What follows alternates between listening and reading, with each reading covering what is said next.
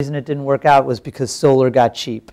They had this incredible new technology that, their solar panels did not look like any other solar panel you've ever seen. They looked like lizard ladders, kind of, with these little, and they used an entirely different material. They didn't use silicon because silicon was so exorbitantly expensive. They were going to use something else, and they had this unbelievably high-tech manufacturing process that I did go to Solyndra, after they started to get some bad press. And I was like, dude, this is a very complex way of making solar panels, which is a pretty cheap product. But they had really gotten their stuff together. They were starting to sell. They had incredible customers like Frito-Lay and Walmart, and Southern California Edison was going to be building, they had like 15, on all of their substations, they were going to be putting Solyndra panels. They were very cool. They clicked together like Lego, so you didn't need tools. They were very cheap to install. But then silicon got cheap, and their entire business model fell apart, and they went bust. Loans go bad. If every one of these loans succeeded, that would mean that they were being too conservative, and you didn't need government for these loans. But the flip side is that as solar has gotten cheap, in large part because of help from the support from the stimulus, and also the Chinese stimulus, which has been very solar focused, solar installations have increased 600% in the United States since Obama took office. Solyndra went down. Solar City's going public. Sunrun Homes has seen their business increase. I think it's now up to like 5,000% since January 2009. So it's true that there are going to be winners and losers, but what Obama really did, or what the stimulus really did, was pick the game, and the game is clean energy. And there ought to be a great debate about whether we ought to be, having this kind of green industrial policy. The argument for it is that we're too dependent on foreign oil, we're broiling the planet with our carbon emissions, our economy is too vulnerable to, a hurricane comes and suddenly, gas prices spike, or, something goes crazy in the Middle East and our economy collapses. And then plus that these are the industries of the future, that there are millions of kind of jobs that play to our special sauce of innovation. Those are all good reasons to do it. But it's not like, Joe Biden's like, it's not like we just picked Nissan or we just picked Solyndra. They picked not just one solar manufacturer, but a dozen solar manufacturers, all with different technologies and different entrepreneurial approaches. And they didn't just pick solar manufacturers. They also picked solar, they picked on the demand side and the supply side and all different parts of the solar chain. And then not just solar, but wind and geothermal and even making fossil fuels more efficient. And then advanced biofuels and electric vehicles and the different parts of the electric vehicle and et cetera, et cetera, et cetera. They did the entire clean energy food chain, and then the market will pick the winners and losers. But that's my weak defense of Solyndra. How much, say we do get a President Romney in November, how much could the clean energy components of this bill, other components, how much could this kind of be rolled back? How ironclad are some of these investments versus others? Well, the first thing I would say is that in 2010, the Republicans they had their, the Pledge to America, right? And plank number one of the pledge is that we are going to roll back all this unspent stimulus money because the stimulus was a big joke. And I think at that, at the end of 2010, I think there was still about $250 billion in unspent stimulus money. And actually, they've only, of that $250 billion, they've only rolled back $0. So the idea that things will actually be taken back, it turns out that people don't really like it when, they're like guys doing their highway project and you say, like, stop, you're fired. That seems to be, I think that there was less enthusiasm for that than people might have expected. I do think, going forward, so certain things that I think really needed a jump start. The smart grid is one example, where now I think utilities will pick up the ball, and sometimes it'll be fast and sometimes it'll be slow, but I think that's an area where you're really going to see, you can't turn that back. I think once it started, we're on our way.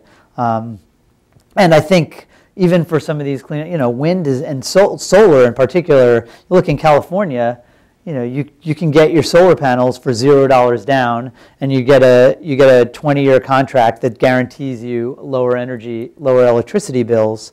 I think this has, by reducing the costs, things like electric vehicle batteries, where I visited a company that has come up with a better battery, thanks to Obama support, and they're doing the battery for the next generation Chevy Volt, and it's going to take probably $5,000 to $6,000 off the cost. Those are things that can't be turned back, which is a health IT. I think that's going to happen. That has been waiting forever for a jump start, and now we've already tripled adoption in a few years. It's the fastest growing industry in America because of there's money out there, and by 2015, just about all of us are going to have an electronic medical record, and that will change the way healthcare is conducted in the future. Other things like high-speed rail, that's, we'll see. I think that's become a political football. There used to be a lot of bipartisan support for so many things in the stimulus, things like unemployment benefits and the smart grid and health IT and, the Obama's education reform, which actually some Republicans like Jeb Bush and Mitch Daniels have said nice things about, but in Congress it's become toxic because it's part of the Obama stimulus. I think what will depend, and just the idea of stimulus, right? Romney had the largest stimulus plan of any of the 2008 presidential candidates, and Paul Ryan voted for a $715 billion stimulus that was quite similar to Obama's $787 billion stimulus. But now that it's become part of the stimulus, this stuff has become politically toxic in Washington. The question is to what extent Romney will be sort of willing to embrace it as his own. And like so many things with Romney, there's stuff that in the past he had no problem with, but that now now ARPA-E is kind of the only thing that he will say is okay. Now even parts of Obama's health care bill are okay, apparently. So that's... What time is it? Right. Tomorrow he'll be back to repealing the whole thing. So let's go back to 2008, November and December of 2008, because you just had a really interesting piece in Time, an adaptation from your book, about these secret meetings of Eric Cantor and others, where the basic mentality was, we're going to oppose anything that Obama does, no matter what. So this obstructionism, is obviously a clear. You can see this clearly in the coming years. But can you talk about those meetings a little bit and what that meant for the stimulus? Sure. I mean, there were a couple of them. One was Eric Cantor brought together his whip team, and this was in December '08 when 2 million people had just been on the mall saying yes we can, and Obama was at 70%, and everybody and the Republicans were an endangered species, and everybody was arguing whether they were the Whigs or the Federalist. And Cantor brought together his team, and he said, we are not going to roll over for this guy. We are going to fight. And they did not have policy people at that meeting. They just had communications and political people at this meeting, because what he recognizes, we are not legislators anymore. We are communicators.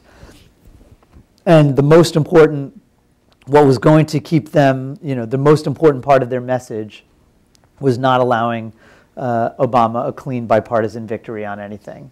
And that, of course, Mitch McConnell later said that publicly, that, what they understood is that Americans, so I am, and probably a lot of you are paid to follow this stuff, but most Americans, they don't know what the hell's going on in Washington.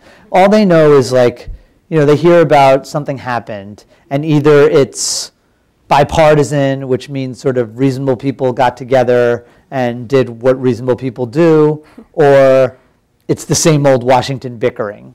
And what the Republicans realized, especially after Obama had promised bipartisan, post-partisan, unpartisan Washington, they could turn him into a liar just by saying no. And so that was really, they realized that was key to their strategy. Mitch McConnell likes to talk about, well, not publicly, but within his caucus, he talked about 1984, that election, because everybody remembers, right, Reagan, Morning in America, big landslide. What McConnell remembered, but most people don't, is that every Democratic senator except for one got reelected. He remembers it because he was the one Republican who beat an incumbent that year. But his point, what he was telling his, and remember, he had a demoralized caucus. I do talk about this meeting where they show up. It's January '09. Bob Bennett is talking about how he gets up and says we might be a permanent minority. John McCain, who had a pretty rough year, gets up and sort of gives this sort of nasty, grouchy speech about how Republicans are walking off the cliff with women and Latinos. And what Mitch McConnell says is, look, like, this guy is just, this guy is telling us he's going to have to tell America he's going to fix the economy. And if he does it, God bless him, we're all going to get reelected. But if he doesn't, and we say no, in 2 years, this is our ticket back. We just have to stay principled, stay together, and like 5 Republicans in the next few weeks announced they were retiring, but just about everybody else, they sort of rediscovered, their message of fiscal discipline. Even though they were voting for a Jim DeMint amendment that would have blown another $4 trillion in tax cuts onto, that was their stimulus plan. And they all supported it except for the 3 Republicans who voted no, plus George, who voted yes on the stimulus, and George Voinovich. So they hadn't really changed, but they had a message of no, and that was their ticket back.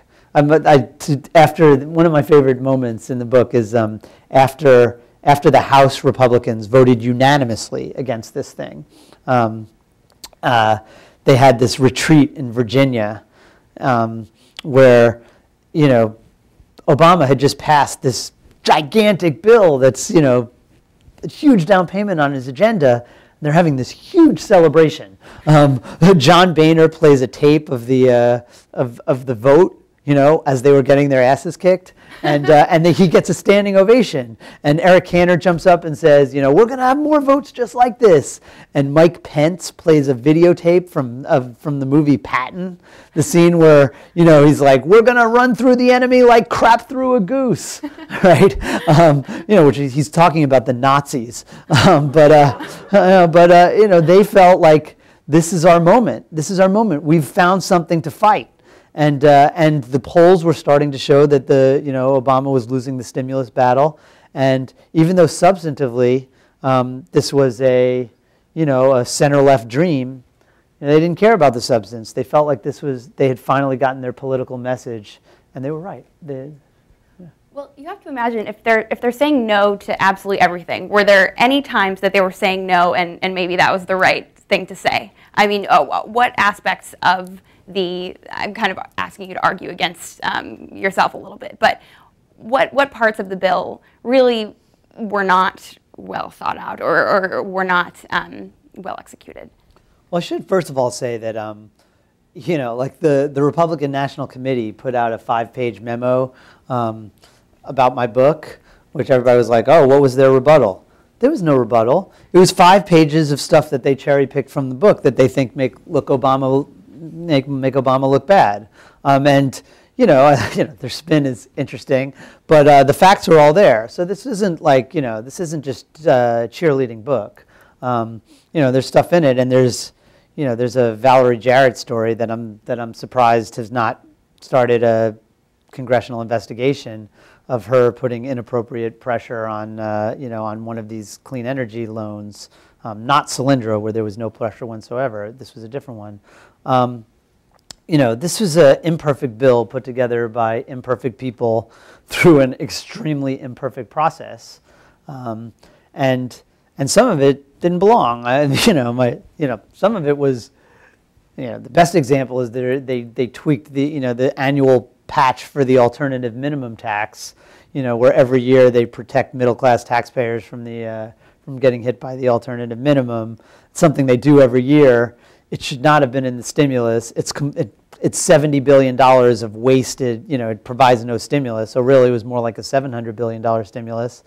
But Olympia Snowe insisted on it as really sort of as a favor for Chuck Grassley, who was running around talking about how the bill was socialism. As Rahm said, it was like the strangest $70 billion I ever spent, and it wasn't my money. But this is one of the themes of the book is the sort of tyranny of 60 votes, where bills that don't pass the Senate don't make change. And so to get 60 votes, Arlen Specter wanted $10 billion for NIH. And as Ron Klain points out, half the bad stories about the stimulus have been from NIH studies about cocaine monkeys or, why is it that men don't like to wear condoms or, all kinds of things that have been easy to ridicule because science often is. But, if you wanted Arlen Specter to vote for it, there was going to be $10 billion for NIH. And so, Daniel Inouye, who was, the Senate Appropriations Chairman, he wanted $150 million to reimburse the Filipino veterans of the Bataan Death March, which is like a very worthy cause, but like sending money to Manila is not really, great stimulus for Milwaukee. But, he was the Senate Appropriations Chairman. He had to get something. Blanche Lincoln wanted her catfish subsidies, and so there are definitely a few, there are elements of that in the bill. And then there was, James Clyburn insisted that there had to be $3 billion for rural broadband, which I would say at best the jury is very out on how well that's going to work. Sort of sending broadband to, it's sort of like the New Deal rural electrification. But I haven't done enough reporting to be absolutely sure, but there's some questions about that. So I think I'm certainly by no means saying this thing is perfect, but a shocking amount of it was just sort of standard Keynesian stimulus of, tax cuts to people who aren't likely to save the money, and aid to victims of the Great Recession, and aid to states, which there was some question about how well that would work, just states that were about to lay off all their cops and teachers and cut all their Medicaid programs, and got these massive infusions of checks that helped them balance their budget. And I think at the time it wasn't clear how well that worked, but there have been a lot of empirical studies, and that really helped prevent the Depression. So definitely some cats and dogs, but the bulk of it was uncontroversial stuff. Well, I'm going to open it up now to questions that you all have. So does anybody have any questions they'd like to ask? Yeah. Oh, hold on one second. Wait for the mic. Oh, sorry. Well, one question I had is, one of the criticisms of the act from the left has been that it wasn't big enough. That basically the Obama administration kind of negotiated against itself. It went smaller than it could have gone, and that didn't have the kind of impact that was needed to slow the downturn or to boost growth enough. How do you respond to that? Well, I have a sort of two-part answer. The first part is, well, it's basically true, at least that it wasn't, more aid to states would have saved more teachers' jobs. I mean, we've actually, in the socialist Obama era, the public sector has actually shrunk by 600,000 jobs. Some more state aid could have prevented some of that. More tax cuts could have put more money in people's pockets. More, public works could have, gotten more jobs for unemployed laborers. And in fact, after the stimulus passed, although there's been absolutely no attention paid to it, Obama has gotten another $700 billion in stimulus. He hasn't gone around saying, like, we need another stimulus, because people hate stimulus. And as he says to I quote him telling his economics team, like, I get the Keynesian thing, but it's not where the electorate's at.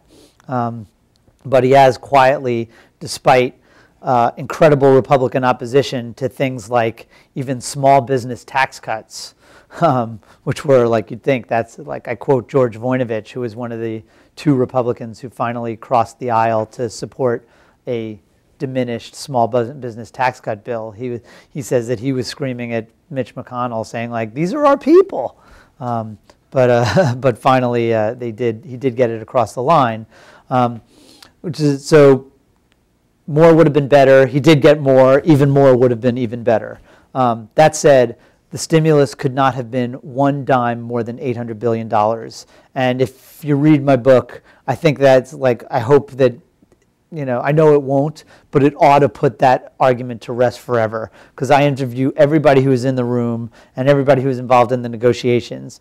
And first of all, you had these three Republicans, Collins, Snowe, and Specter, who were saying absolutely no more than $800 billion. It still cost Specter his job. But you also had at least a half dozen Democrats, Claire McCaskill and Ben Nelson and Blanche Lincoln and Mary Landrieu, and at least half dozen, because once you got to a half dozen, it was clear that this thing wasn't going bigger. They drew the same line in the sand, no more than $800 billion. Actually, Mark Begich, who I quote on the record, right? I don't know who died and made him president, but he said, like, we decided this thing could not be bigger than $800 billion. It was just getting too big. And why too big? That's just too big. Arlen Specter had the same kind of thing. It's like $1 trillion was definitely too big. And even $900 billion kind of sounded too, there's no kind of economic theory for any of this, but that's what they decided. And, these kind of liberal fantasies like, oh, if only Obama had campaigned for it, if he'd gone to the grassroots, why didn't he go to Maine? And then Susan Collins would have had to support what, I don't know, $850 billion, and then how was he going to go to Alaska too and Arkansas? Like, they didn't really like him in Arkansas. $800 billion was the cap. I quote Byron Dorgan, who's one of the senators who actually he thought it should have been bigger. But he was in the room, and he's like, look, this is representative democracy. At some point we had to say, what do you want? And that was what they wanted. And so it was, as Rahm said, he's like, I would like Paul Krugman to tell me how to seat Al Franken, who is sitting in Minnesota right now, hasn't joined the Senate. Because that would be useful to me. Telling me that we need a bigger stimulus, that's not useful. Paul Krugman doesn't need a supermajority to pass his column. Sorry, it's one of my pet peeves.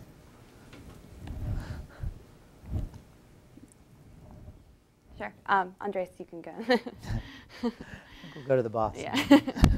Hi, Michael. I'm Andres Martinez, and I apologize that I was running late. But you all got an upgrade in terms of moderating. That was a great conversation. I wanted to ask you about the interplay between the stimulus, which isn't spoken about much on the campaign trail these days, and TARP and the financial rescue package. I feel like today is a notable milestone in that the Treasury is selling a big stake in AIG, recouping a lot of that investment, and for the first time getting the federal stake in AIG down below 50%. And that was the one part of TARP that people felt this money's never coming back.